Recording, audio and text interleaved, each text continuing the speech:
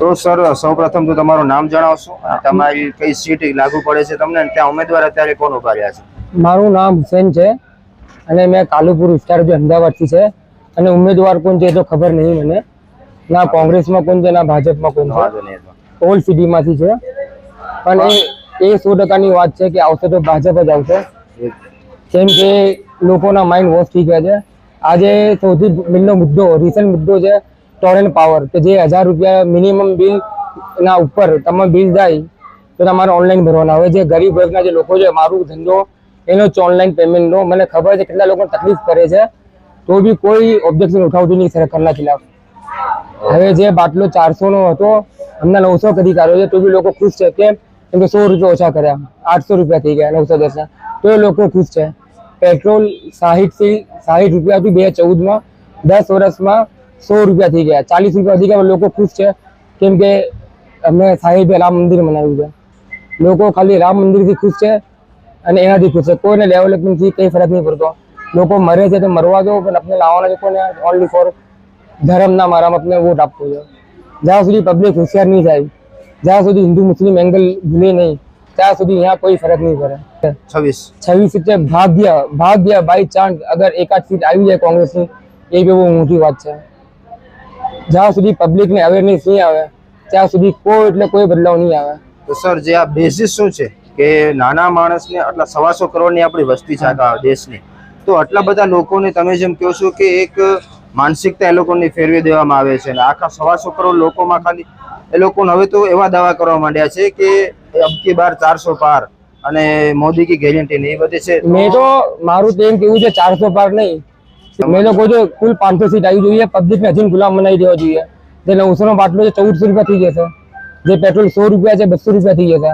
અને જે હમણાં તમે ટોરેન્ટમાં જે હમણાં રિસન્ટની વાત છે એ તમે ન્યૂઝ કરી, તમે વિસ્તારથી કહી દો એટલે એ છે ને કે મીડિયા વાળા એ જ નહીં કીધા કે સાહેબ નો નહીં આ મારો તમારે બેઝિકલી બતાવો, તમારે બતાવી દો. આક્રોશ જોઈ શકો છો કે લેવલનો આક્રોશ છે. સરકાર તો કે છે અબકી બાર 400 પર, પણ જે 500 લઈ જાઓ તમે 500. મિત્રો તો આ એક આક્રોશ છે, ક્યાંક પીડા છે અહીંયાના લોકોની, ને 125 કરોડ લોકોને જે હવે તો લાખો લોકો વચ્ચે આ સાહેબ પત્રકાર છે, કેવી સ્પીચ તમે બોલો સાહેબ? આ પત્રકાર છે, જીતશે તો મોદી 26 સીટ આવશે, પણ ગુજરાતમાં બીજેપી. આ તમારા પત્રકાર જે છે એને મેં કીધું કે તમે પત્રકાર છો, તમારો જે સૌથી પહેલો નિયમ છે ન્યુટ્રલ રહેવું. તમે દેશની 4th ડેમોક્રેસીમાંથી તમે છો, 4th પિલર ઓફ ડેમોક્રેસી છો તમે, 100% મીડિયા. જ્યાં સુધી તમે બોલશો ત્યાં સુધી લોકોને અવેરનેસ આવશે. હવે આજે સૌથી મોટું હમણાં દિલ્હીમાં કોનો વિરોધ થયો? ફાર્મર વિરોધ થયો, તો બી મીડિયાએ બતાવ્યું? કઈ નહીં બતાવ્યું, કઈ નહીં. એના વર્ષ થવા આવ્યું છે, હજી એનું કાંઈ જ કવરેજ નથી. હા, એને કવરેજ કરી બી નહીં. બસ એ શું બતાવો તો ખુદ હિન્દુ મુસ્લિમ ડિબેટ, હિન્દુ મુસ્લિમ, એમાં હિન્દુ હશે 2-3, એક મુસ્લિમ ને લાવશે, મોલાને લાવશે, અને મોલાને જેમ તેમ બોલશે, અને પછી પતી જશે કે ભાઈ મુસ્લિમ બેકાર છે. એટલે તમારી વાત એવું જોવા મળી રહ્યું છે કે ચરમ સીમા ઉપર જતું રહે. નહીં, ચરમ સીમા લોકો પોતાની રીતે અંદરથી જાગૃત થાય. ચરમ સીમા પર લાવવા માટે પબ્લિક જ જિમ્મેદાર છે. મારું હજી બી કેવું છે, હજી બી મોકો છે, પબ્લિકને અવેરનેસ જાગી શકો છો, હજી બી તમારા હાથમાં છે. મેં એમ નહીં કે તમારું નામ ના જુઓ, મારી વાત માનો તમે, કે તમે થોડા હોશિયાર થઈને વોટ આપો, જાત પાત છૂટીને વોટ આપો, જે ભલાઈ કરીને વોટ આપો. પછી ચાહે પછી સામે વાળો કોઈ બી હોય, બસ મારે એટલું જ કહેવું છે. Thank you. અમદાવાદમાં આજે 75 યર દેશ આઝાદીને થયા 75 યર, તો સૌથી પહેલી વાર રૂલિંગ સીએમ ને આજે અંદર નાખી કાઢ્યો છે, જેલમાં નાખ્યો છે. અને એમાં બી પબ્લિક શું કહે છે? વિધાઉટ એવિડન્સ છે, એ એવિડન્સ પેશ કરા છે, એ કોઈ માન્ય નહીં રાખતું. પણ મીડિયા હજી બી એ જ કહે છે કે ભાઈ કેજરીવાલનો વાંક છે. અગર વાંક છે તો ગવર્મેન્ટ કે હાઈકોર્ટ કે સુપ્રીમ કોર્ટ સજા કેમ નહીં આપતા? કેમ કે લોકો પાસે કોઈ પુરાવો નથી.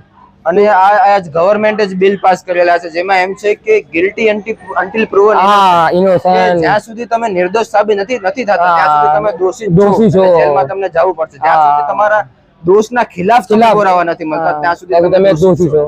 એ સગલું આ લોકો હજી તો કઈ બાજુનો એમપી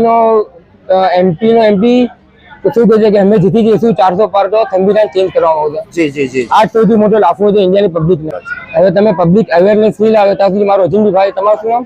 ઋતુરાજસિંહભાઈ, ત્યાં સુધી પબ્લિક અવેરનેસ નહીં લાવે ત્યાં સુધી કઈ ફરક નહીં પડે. ના કોઈ નામ, ના કોઈ ધર્મ, ના કોઈ જાતિ. તો હુસેનભાઈ હવે Only જો Indian. હજી 5 વર્ષ આ પાર્ટી રિપીટ થઈ જાય તો તમે દેશની કઈ પરિસ્થિતિમાં જોવો अरे मैं तो શું કહું છું, मैं बहुत खुश हूँ अगर आप 500 सीट लिया हो तो दिल्ली को जो मैं बहुत खुश हूँ। અને એ લોકોને જે કીધું છે કે ઇન્ડિયાને અમે હા. થર્ડ ઇકોનોમી બનાવી નાખીએ એ લોકો કહે છે કે આજે અમે થર્ડ એ ડિબેટ ચાલે છે મારી સાથે કે અમે થર્ડ જીડીપી છે ભાઈ, જીડીપી માં તમે ત્રીજા નંબર પર છો પણ પર ઇન્કમ તો તમે જો ઇન્ડિયા ક્યાં છે, તે સેકન્ડ નંબરની જે કન્ટ્રી છે એની પર ઇન્કમ જો અને આપણી ઇન્કમ જો $11,000 ના છે ને આપણે આપણી બે ડોલર છે, $2 $2 છે પ્રતિ ઇન્સાન। એ ફરક છે, એ મીડિયા નહીં બતાવે। નહીં બતાવે। બસ અમારી એ જ છે કે ભાઈ મીડિયા જ્યાં સુધી સાચ્ચાઈ નહીં બોલે ત્યાં સુધી પબ્લિકમાં અવેરનેસ નહીં આવે। મેં હરેક લોકોને જ કહું છું કે તમે અંદર વાત કરો કે ફરક નહીં થાય જ્યાં સુધી મીડિયા આજે તમે તો ઘણી નાની મીડિયા લો છો સર, મેં તો નેશનલ લેવલ મીડિયાની વાત કરું જ્યાં સુધી એ લોકો ઈમાનદાર ને નિષ્પક્ષ નહીં રહે ત્યાં સુધી કોઈનું ભલું નહીં થાય, ના હુસેનનું થશે ના રામનું થશે ના કોઈનું થશે, ખાલી ફાયદો થશે મારો પ્રશ્ન એ ઓલરેડી છે કે આ મીડિયાનું આખું મોટું ઇન્સ્ટિટ્યૂટ કહેવાય, તમે સમજી શકો છો કે આખા ભારતમાં જો એટલું બધું મીડિયા હોય, ફોર્થ પિલર ઓફ ડેમોક્રેસી ને પછી એક ધર્મ તો આપણા હજારો વર્ષોથી આપણું ચાલી આવે છે, તો આ બે વસ્તુને એક જે ખાલી 15 વર્ષે જેને માંડ થયા હશે રાજચારો, તો એ આ હદ સુધી કઈ રીતે દોરી શકે? 125 કરોડ લોકોને આટલા મોટા મોટા ઇન્સ્ટિટ્યુશન ક્યાંથી 15 વર્ષ ભાઈ, ક્યાંથી 15 વર્ષ છે? તમે ચેક કરો 1994 તો ઘણા ટાઈમ થયા છે, પણ હમણાં જે એ લોકો નવો મોટો લઈને આવ્યા 2014 એ નવો મોટો 2014 પછી તમે મિસ્ટેક કરો છો, એ લોકો મોટો સ્ટાર્ટ કર્યો 2009 માં, જે વખતે નરેન્દ્ર મોદીએ રેલી સ્ટાર્ટ કરી હતી, ભલે એ વખતે મોદી સાહેબ હારી ગયા હતા પણ એ વખતે એ લોકો મોટો સેટ કરી કાઢ્યો હિન્દુત્વ પર। એ લોકો સૌથી પહેલા ગુજરાતમાં, પછી એમપીમાં, યુપીમાં, થોડું થોડું હરિયાણામાં જાય, એટલે 2009 થી તમે કહો 2014 માં એ લોકો આવ્યા પાવરમાં, આ મોટો સ્ટાર્ટ કર્યો 2009 થી।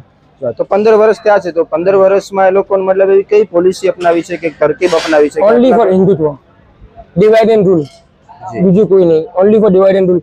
આજે કેટલી સીટ છે? 543 સીટ છે, એમાંથી કેટલા મુસ્લિમ ઉમેદવારના લોકો ટિકિટ આપી છે? એ બી એક ડેમોક્રેસીના ખિલાફ છે। ડેમોક્રેસી મતલબ શું છે કે બધાને લઈને ચાલે, જી જી, માઇનોરિટી છે 30%, એ હિસાબે એ લોકોને 1 કે 2 સીટ આપવી જોઈએ એ બી નહીં। સૌથી આને પહેલા માઇનોરિટી લીડર હતા, લગભગ કોણ હતું? મુસ્લિમ હતા, એ લોકો જમાઈ નામ ભૂલી ગયો મેં, એને બી નિકાલી કારણ એમના કોઈ સરદારજી છે, એ બી મુસ્લિમ માટે આ લોકોનો બેનિફિટ દુર્ભાગ્ય છે કે તમે પેલા માઇનોરિટી લીડર હતા, નામ ભૂલી ગયો, શાહનવાઝ, અમને એની બી નીકાળીને અમને કોઈ પંજાબી સરદારજીને મનાવે છે। એટલે આ બધું તમે જોઈ શકો છો કે ઓનલી ડિવાઇડ એન્ડ રૂલ છે। બીજું સમજો આ એક ઓપન જ છે કે તમે એ તો ચોખ્ખું જ કહે કે અમે 80% અમારે વોટ લેવા છે। યુપીમાં યોગીએ ચોખ્ખું કીધું કે ભાઈ અમારે 80% વોટ જોઈએ છે। હવે તમારા ઉપર છે કે તમે કેવી રીતે સોચી રહ્યા છો, જો હોશિયાર પબ્લિક હોય એના માટે સારું છે, બીજું કઈ નહીં સાહેબ।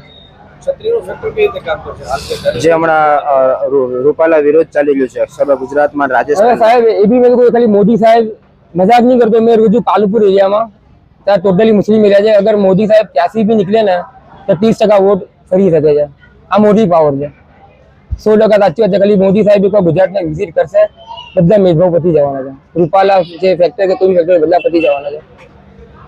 અને આ લોકોને એક જ છે, અંદર કે બહાર બે માંથી એક છે તમારા માટે, ઈડી ડર, સીબીઆઈ ડર, કોઈ બી ડર। અને જેટલો બી કચરો જે બીજી હતી પાર્ટીમાં એ બધો કચરો લઈ હતી બીજી બધી, તો બી એ લોકોને અક્કલ નથી પબ્લિકમાં કે ભાઈ કે તમે હવે તો સમજો, હવે તો સમજો। મેં તો કહું છું સાહેબ હજી 512 સીટ આવી જોઈએ, બસ બીજું કઈ નહીં સાહેબ। તો થેન્ક યુ સાહેબ।